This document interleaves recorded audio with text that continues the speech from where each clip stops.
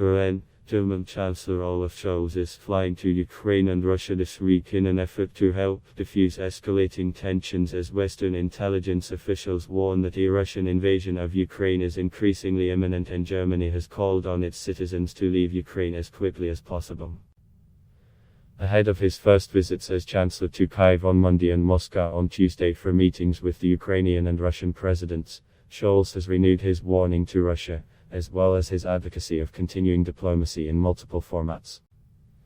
It is our job to ensure that we prevent a war in Europe, in that we send a clear message to Russia that any military aggression would have consequences that would be very high for Russia and its prospects, and that we are united with our allies, Scholz told the German parliament's upper house on Friday.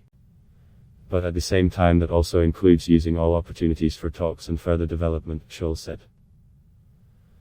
Russia has concentrated more than troops near Ukraine's border and launched a series of military maneuvers in the region, but says it has no plans to invade the nation.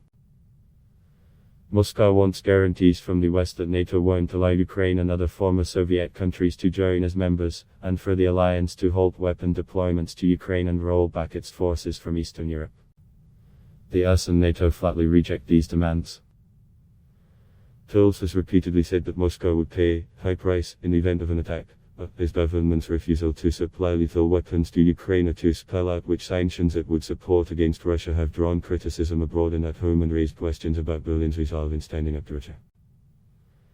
Germany's reluctant position is partly rooted in its history of aggression during the 20th century, when the country's own militarization in Europe during 2 world wars led many post-war German leaders to view any military response as a very last resort.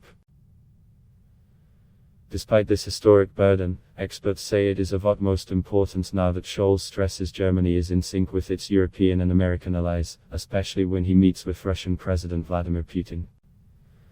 Scholz has to convey a very clear message in Moscow, and it can really only be, there is unity and oneness in the Western alliance.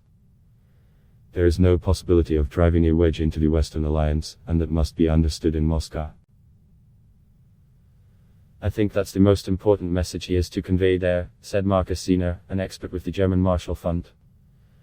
At the same time, he has to make it clear that the costs are high, Siener added. That's basically the message that is most likely to catch on in Moscow as well. So a military invasion of Ukraine has significant consequences for Russia.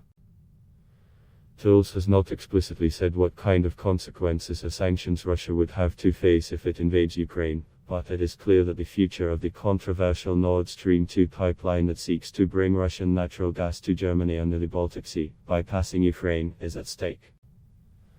As President Joe Biden threatened last week that the pipeline would be blocked in the case of an invasion. That would hurt Russia economically but also cause supply problems for Germany. Construction of the pipeline has been completed, but it is not yet operating. Germany doesn't have much leverage, except for saying that it won't approve Nord Stream 2, which is the only political leverage, Claudia Kempfert, the head of Department of Energy, Transport and Environment at the German Institute for Economic Research, said. Otherwise, Germany is very susceptible to blackmail. We can't do too much. We have committed ourselves to getting the gas supplies, and like other European countries we have not diversified our gas supplies and we have dragged our feet on the energy transition. So we did a lot of things wrong, and now we are paying the price, Kempfert added. It is not surprising, then, that Scholz has stressed the need to keep some ambiguity about sanctions to press Russia to de-escalate and has so far avoided mentioning Nord Stream 2 specifically. The hesitancy of Olaf Scholz obviously leads to the fact that one does not really know what the Germans actually want, Siener said.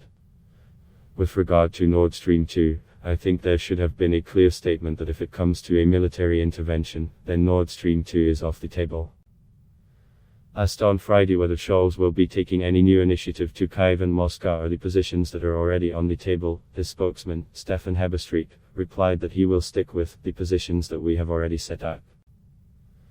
Scholz can only hope that in his talks with Putin he can dissuade him from taking military action with a face-saving solution, says Siener.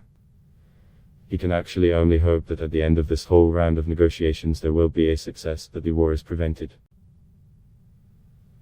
Then Scholz will be praised for his negotiating skills, Siener added.